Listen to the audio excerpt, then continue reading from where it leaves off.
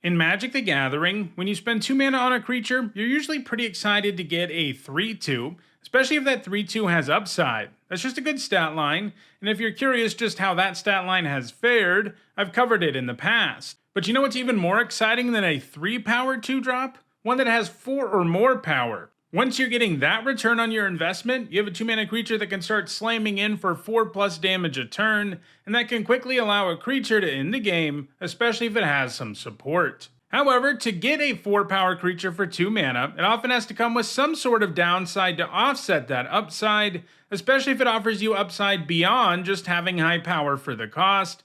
This means 2-mana creatures with high power often have very interesting designs. To be eligible for this top 10, a card had to cost 2 mana and it had to have 4 or more power.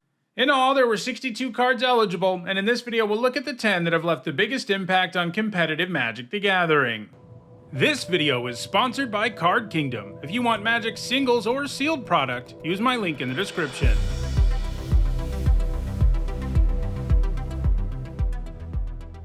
Before we get started, here's a quick reminder on how I rank cards in these videos. A first tier top 8 is worth 2 points, this includes events like Pro Tours, and a second tier top 8 is worth 1 point, this includes events like the Spotlight series.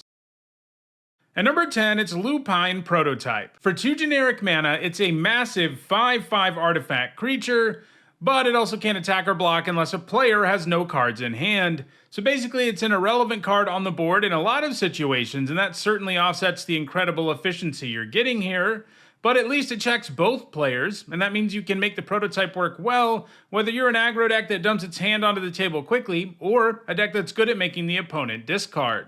It has seen a bit of play in multiple formats, but has never seen regular play in any of them. In Standard, it was played in White Weenie decks, especially those with an artifact sub-theme, which could get some value out of the prototype even when it couldn't attack or block. This could be accomplished with artifact payoffs like Toolcraft Exemplar, who becomes a better creature when you control artifacts. In Legacy, it's been played on occasion in Eldrazi aggro decks. These decks use Ayavugan, Eldrazi Temple, and other fast mana, like Ancient Tomb, to quickly power out cheap and powerful Eldrazi, and they are very capable of quickly emptying their hand. It's no problem to drop the prototype on turn 1 in the deck and potentially attack with it on turn 2. In Modern, it's seen occasional play in Affinity decks, which are incredibly fast artifact-based aggro decks that are famous for putting their whole hand on the battlefield in the extreme early game. And the prototype has even seen some play in Vintage Mud decks, which are kind of like a combination of all the decks we've talked about so far. They're artifact decks that use the best fast mana in the game, Mishra's Workshop, to easily power out artifacts and empty their hand, while also using lots of other artifact payoffs. While Lupine Prototype did manage to see play for the first few years of its existence, it doesn't have any top 8 since 2019, and it's likely that some other high-power 2-drop passes it in the future. At number 9, it's Rot-Curse Rakshasa. Like Lupine Prototype, it's only 2 mana for a 5/5. In this case, the mana cost is 1 generic and a black, and it even comes with Trample. But it also comes with Decayed, which means it can't block, and when it attacks, you sacrifice it at the end of combat. So it can hit hard, but only on offense and only once. But the fact it gets sacrificed isn't all upside, because once it throws itself in the graveyard, you can pay X generic and 2 black and exile it at sorcery speed to put a Decayed counter on each of X target creatures. That graveyard ability is actually pretty sweet, especially if this is slammed in for 5 once, because you can use it to make all of your opponent's stuff unable to block while also turning them into one-time attackers. It's not insane, mind you, it's basically a really slow way to remove creatures, but it's value you get on top of having a high-power 2-drop, and if you can shut off your opponent's blocks, you just might be able to find a way to do lethal. Since being printed earlier this year, the Rakshasa has seen regular play in both Standard and Pioneer. In the former, it sees play alongside Unholy Annex, one of the best cards in Standard right now. It's a powerful draw engine that gets really insane if you control a demon, because it starts draining your opponent 2 life every time it draws you a card at your instep. Rot-Curse Rakshasa is the easiest way to get a demon into play early, so it helps set that up really nicely in addition to all the usual value it gives you.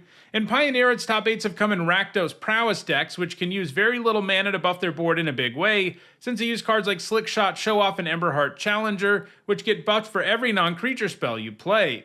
This deck can have huge turns when it comes to damage, and the Rakshasa not only effectively lowers your opponent's life total by attacking, it gives you a mid-game way to find lethal. Rot-Curse Rakshasa is still seeing play in both formats, and it's likely to move higher on the list in the future.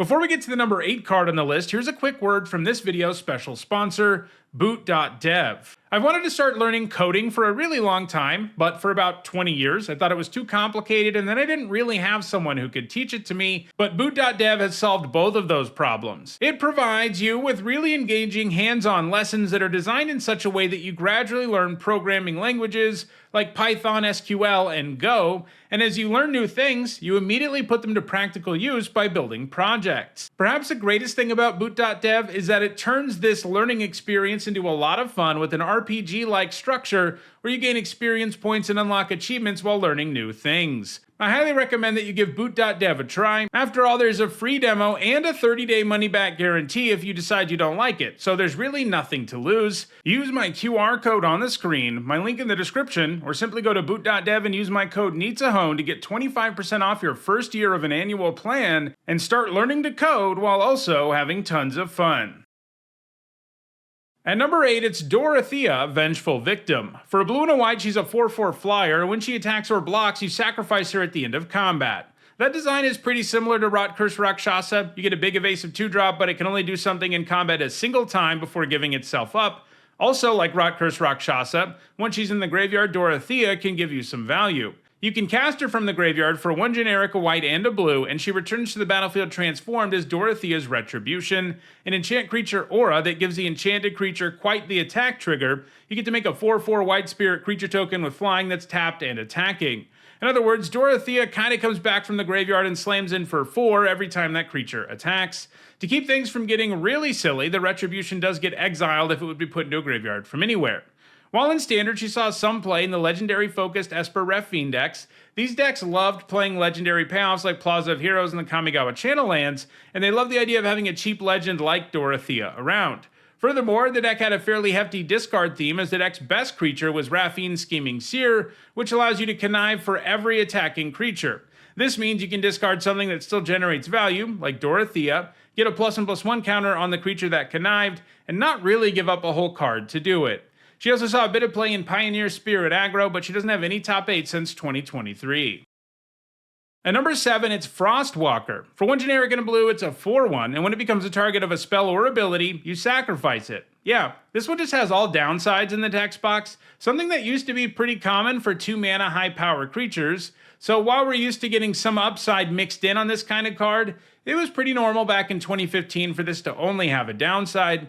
That said, the downside isn't actually that massive. Basically, all removal can kill something like this anyway, so mostly you can't target it, and maybe you potentially also turn an opposing targeted effect that isn't removal into removal. It was able to overcome this downside not only because creatures were worse back then, but also because it was played in a standard deck that really wanted to get a 4-power creature into play as quickly as possible, regardless of the downside. The Temur mechanic in original Khans of Tarkir was Ferocious, which made a card better if you happen to control a creature with 4 or more power. So in Temur aggro decks, Frostwalker has the added upside of making your Crater's Claws and Surak the Hunt Callers way better. However, it hasn't put up any top 8 since rotating out of Standard. At number 6, it's Sunset Saboteur. For one generic and a black, it's a 4/1, so it has the same mana value and stat line as Frostwalker, but the Saboteur is more representative of today's 2-mana high-power creatures, because while the text box does include a downside, there's also significant upside. The downside here is that when it attacks, it puts a +1/+1 counter on target creature an opponent controls, but the upside is that the Saboteur has Menace and Ward discard a card. The ward means if your opponent wants to kill it with a spell or ability, or target it for any reason, they have to 2-for-1 themselves, and Menace means that this can attack quite effectively pretty much all game long. Both of those abilities also help to offset the downside. Menace means that if you're just putting the counters on one creature, that creature alone won't be a threat to the Saboteur, and Ward means that even if your opponent gets a few counters out of this before taking it down, they still end up losing significant value to kill this creature. If you combine the Saboteur with cheap removal and the like, you can make sure it can attack pretty much all game every turn, which will ultimately lead to your opponent dying before they can ever take advantage of the downside. The Saboteur is a very new card, but it's already seeing play in both Standard and Pioneer. In the former, it's often played in Dimir midrange and aggro decks. These decks have lots of great removal and ways to get blockers out of the way efficiently, like Flood Pit's Drowner, which goes particularly well with the Saboteur, since it can make it more likely it can't be blocked and give you a great place to put that counter. since the creature you put it on will also be locked down.